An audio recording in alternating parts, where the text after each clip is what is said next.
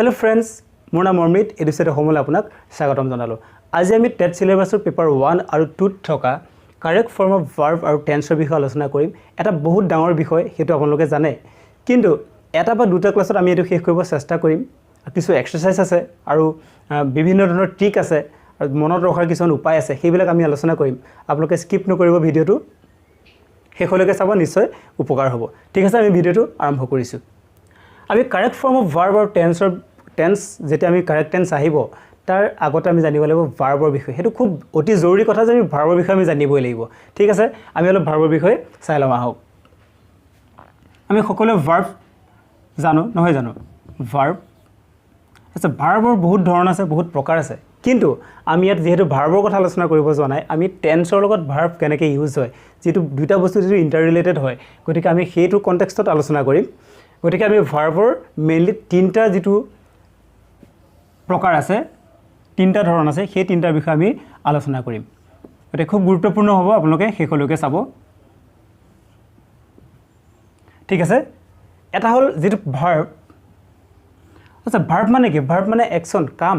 কিন্তু সেই কামটো যেহেতু টেন্সত আমি ইউজ কৰিব লাগিব, তাৰ বিভিন্ন ধৰণকেইটা আমি কৈ দিছো। ঠিক আছে, ভাৰ্ব প্ৰথমটো হ'ল একশন ভাৰ্ব, যেটো প্ৰথম ভাগ হ'ল এটো হ'ল একশন ভাৰ্ব। আমি প্ৰথমতে একশন ভাৰ্বটো চাই লওঁ, যেহেতু এটো দৰকাৰ আছে। একশন মানে কি? একশন মানে কাম, কোনোবা এটা কাম কৰা। আচ্ছা, কাম কেনেকুৱা ধৰণৰ হ'ব পাৰে? মই দৌৰিছো, হেতু এটা কাম, যেটো মই ফিজিক্যালি কৰিছো, হেতু এটা কাম। মোৰ এনাৰ্জি ইউজ কৰিছো, মাসল ইউজ কৰিছো, হেতু এটা কাম, হেতু ফিজিক্যাল কাম। কিন্তু একশন মানে আপুনি মেন্টালি কৰা কামটোও হ'ব। ধৰক আপুনি কিবা এটা ভাবি আছে, ভাবাটো কিন্তু একশন ভাৰ্বেই হ'ব। ঠিক আছে, মই উদাহৰণ দি দিছো। একশন ভাৰ্ব মানে কাম, হেতু এটা কাম বুলি আপুনি ধৰিব পাৰে। আমি অসমীয়াত ক'বলৈ গ'লে কাম বুলি কওঁ, নহয় জানো? কাম কোনটো? কাম কেতিয়া কৰা হ'ব? আপুনি দৌৰাটো, ৰানটো এটা কাম হ'ব পাৰে। গো এটা কাম হ'ব পাৰে। জাম্প এটা কাম হ'ব পাৰে। ঠিক তেনেদৰে মেন্টালি আপুনি ভাবি আছে কিবা এটা বস্তু, থিংক,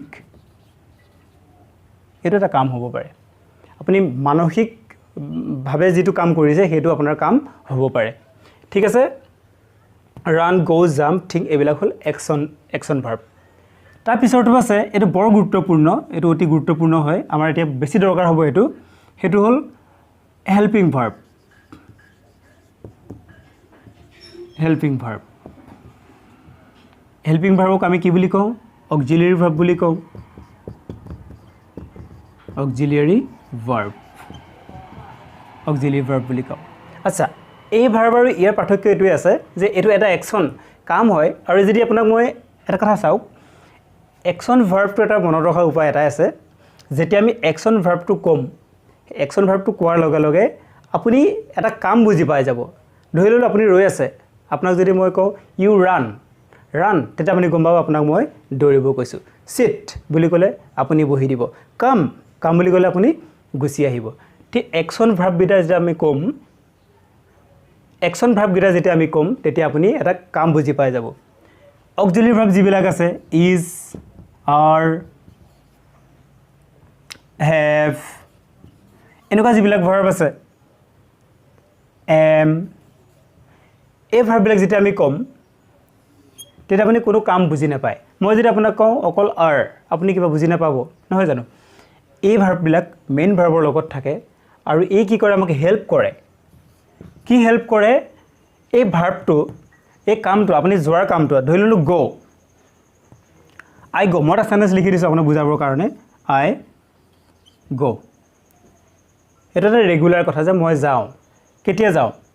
ৰেগুলাৰ যাওঁ, হেতু হৈ আছে। কিন্তু আপুনি এতিয়া গৈ আছে নে পিছত যাব, সেই তেনেকুৱাবিলাক জানিবৰ কাৰণে আমি কি কৰোঁ? এই হেল্পিং ভাৰ্বৰ ইউজ কৰোঁ। যদি আপুনি লিখে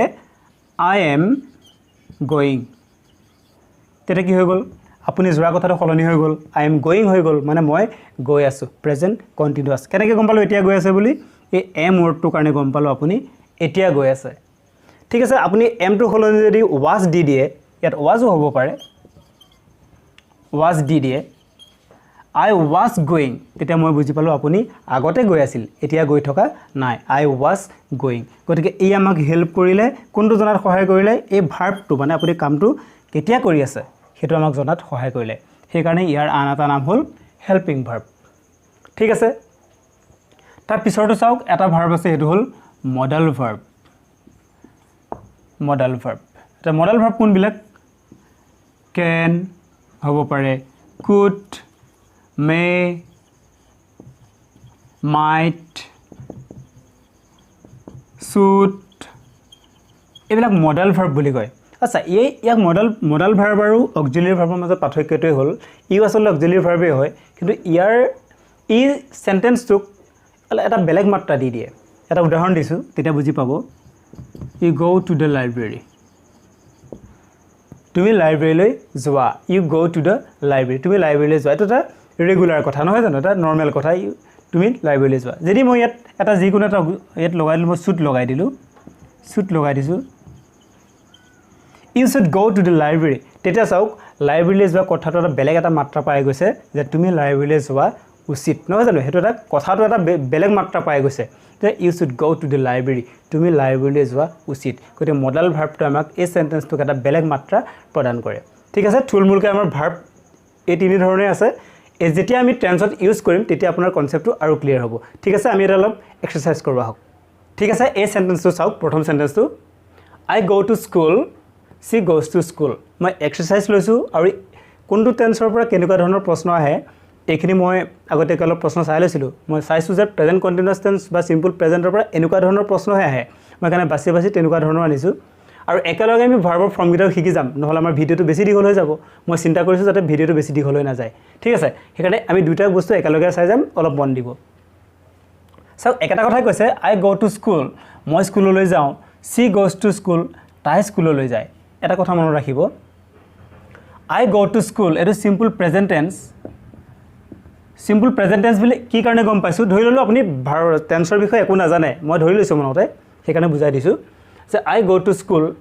মই স্কুললৈ যাওঁ এইটো এটা ৰেগুলাৰ মানে মোৰ অভ্যাস আছে সদায় কৰোঁ যিটো ৰেগুলাৰ কৰোঁ বা মাজে মাজে কৰোঁ সেইবিলাকত সদায় সিম্পল প্ৰেজেন্ট টেন্স ইউজ হয় আৰু সিম্পল প্ৰেজেন্ট টেন্সত ভাৰ্বৰ এক নম্বৰ মানে go আমি যিটো ভাৰ্ব সবেই চিনি পাওঁ go নহয় জানো go মানে যোৱা সেইটো জানো I go to school মই স্কুল যাওঁ এই দুই নম্বৰ ভাৰ্বটো হ'ল went মানে গৈছিলোঁ past tenseত আৰু 3 নম্বৰ ভাৰ্বটো gone যেটো ভাৰ্ব নম্বৰ 3 এটা চাওক যেটো ৰেগুলাৰ যেটো কাম হয় যেটো কাম সদায় হয় অভ্যাস আছে হেতুত আপুনি সদায় go লগাব এটা কেনেকৈ আপুনি চিনি পাব হেতু আমি অলপ পিছত দেখাই আছো হেতু চাওক she goes to school তাই স্কুললৈ যায় ইয়াত আকৌ আমি তো এফিক্স লগাই দিছো es লগাই দিছো es কি লগাই দিলো যেটো কাম সদায় হয় ৰেগুলাৰ এটো এটা ৰেগুলাৰ কাম যেটো কাম ৰেগুলাৰ হয় ৰেগুলাৰ হোৱা কামটো যদি বেলেগ মানুহ এজনে কৰে তেতিয়া আমি এটা এফিক্স লগাই দিম es কেতিয়া লগাব বেলেগ মানুহ এজন যেটো আমি ইংৰাজীত কওঁ থাৰ্ড পাৰসন সিঙ্গুলাৰ বেলেগ মানুহ এজন মই কৈ আছো মই হলো ফাৰ্স্ট পাৰসন আপুনি শুনি আছে আপুনি সেকেন্ড পাৰসন আৰু আমি যাৰ কথা পাতিছো হেতু হল থাৰ্ড পাৰসন চাওক মই কৈ আছো she goes to school তাই স্কুললৈ যায় কোন যায় আপোনাক কৈছো তাই স্কুললৈ যায় আপুনি শুনি আছে আপুনি সেকেন্ড পাৰসন তাই কথা পাতিছে কাৰণে তাই থাৰ্ড পাৰসন সেইকাৰণে ভালকে বুজিবৰ কাৰণে কৈছো যে বেলেগ মানুহ এজনৰ কথা যদি কওঁ আৰু সদায় কৰা কামৰ কথা কওঁ তেতিয়া es লগাই দিব সেইকাৰণে she goes to school ইয়াৰ পৰা কেনেকুৱা ধৰণৰ প্ৰশ্ন দিয়ে চাওক অৰ্থাৎ go আৰু goes একাটা কথাই go আৰু goes একাটাই এটো নিজৰ লগত এটো লোকৰ কথা এজনৰ লগত goes থাকিব সিম্পল প্ৰেজেন্ট টেন্স অৰ্থাৎ সদায় হোৱা কামৰ লগত এটো চাওক প্ৰশ্নত দিব এনেকে সিম্পল প্ৰেজেন্ট টেন্সৰ এনেকে আহে Ramen play cricket well play আছে ৰমেনে ক্ৰিকেট ভাল খেলে কেতিয়া খেলে মানে হি যেতিয়া ক্ৰিকেট খেলে ভাল খেলে প্ৰায় হি ভাল খেলে তাৰ ভাল খেলা বুলি এটা নাম আছে মানে যেটো ৰেগুলাৰ কথা সেইকাৰণে কি হ'ব ৰমেন প্লে হ'ব জানো নহব বেলেগৰ কথা কৈছো এজনৰ কথা কৈছো ৰমেন এজন পাৰসন হয়নে নহয় we are talking about one person Ramen এটা লৰা গটিকে প্লেটো কি হৈ যাব ইয়াত আমি প্লেস কৰি দিব লাগিব আৰু সিম্পল প্ৰেজেন্ট টেন্সৰ যদি আহে এনেকৈ আহে ৰমেন প্লেজ ক্ৰিকেট ওয়েল ৰমেনে ভাল ক্ৰিকেট খেলে কেনেকৈ গম পালো ইয়াত কোনো ধৰণৰ কেতিয়া খেলে কি খেলে কোনো উল্লেখ নাই কিয়া যেতিয়াই খেলে তেতিয়াই কি ভাল খেলে সেইকাৰণে সিম্পল প্ৰেজেন্ট টেন্স আৰু ইয়াত এস লাগিলে এটো চাওক একেটা কথাই Gita always go to school এটা ফৰ্মুলা আছে মই দি দিছো Gita always go to school Gita সদায় স্কুললৈ যায় উইথ আ মাদাৰ তা মাকৰ লগত যায় কেতিয়া যায় সদায় যায় গতিকে এইটো ৰেগুলাৰ মানে যিটো কাম ৰেগুলাৰ হয় সেইটো সিম্পল প্ৰেজেন্ট টেন্স সিম্পল নহয় জানো সিম্পলৰ সদায় সিম্পলটো হয় এইটো সিম্পল বুলি ধৰি ললো তে গ'টো কি হ'ব goes যদি সিম্পল প্ৰেজেন্ট টেন্সৰ আহে এইটোৱে আহিব Gita always goes to school with her mother ঠিক আছে পিছৰ এক্সাৰসাইজ চাইছো আহক ইয়াত চাওক আমি সিম্পল প্ৰেজেন্ট টেন্সৰ কথা পাতি আছিলো যিবিলাক ৰেগুলাৰ হয় সদায় হোৱা কাম আপুনি যদি সেন্টেন্সটোত এইকেইটা ওয়াৰ্ড দেখে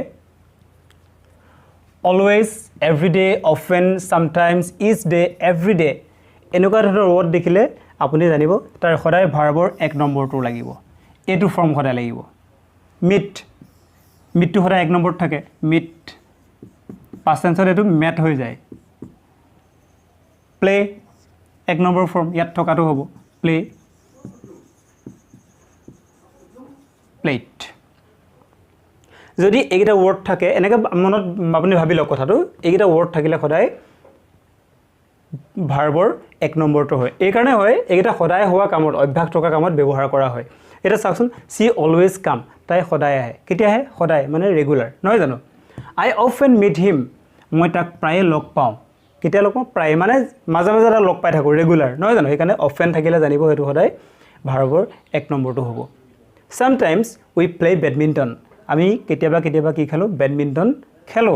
সেইকাৰণে ইয়াত কি হৈছে ভাৰ্বৰ এক নম্বৰটো হৈছে প্লেট কিহৰ কাৰণে হৈছে সামটাইমছ কেতিয়াবা খেলো সদায় নকৰিব পাৰে কিন্তু এইটো আমাৰ অভ্যাস আছে মাজে মাজে খেলো গতিকে সিম্পল প্ৰেজেন্ট টেন্সত আমি এনেকৈ ধৰণে ভাবিব পাৰোঁ ইয়াৰ পিছত যেতিয়া আমি মিক্স কিছুমান এক্সাৰসাইজ আনিম তেতিয়া আপোনাৰ কনসেপ্টটো ক্লিয়াৰ হৈ যাব লাহে লাহে ঠিক আছে পিছৰ এক্সাৰসাইজখিনি চাওঁ আহক ঠিক আছে এবাৰ বৰ্ডলৈ চাওক সেন্টেন্সটো চাওক Raja go to Delhi last week Raja যোৱা সপ্তাহত দিল্লীলৈ কি হ'ব গৈছিল হ'ব নহয় যে ইয়াত কিটো দিয়া আছে গো গতিকে আমি জানিব লাগিব কামটো কেতিয়া হৈছিল আগত হৈ গৈছিল এটো যে আগত হৈ গৈছিল কোনটো অৰ্ডাৰৰ পৰা গম পালো আমি ইয়াত স্ট্ৰাইক কৰি দিলো যে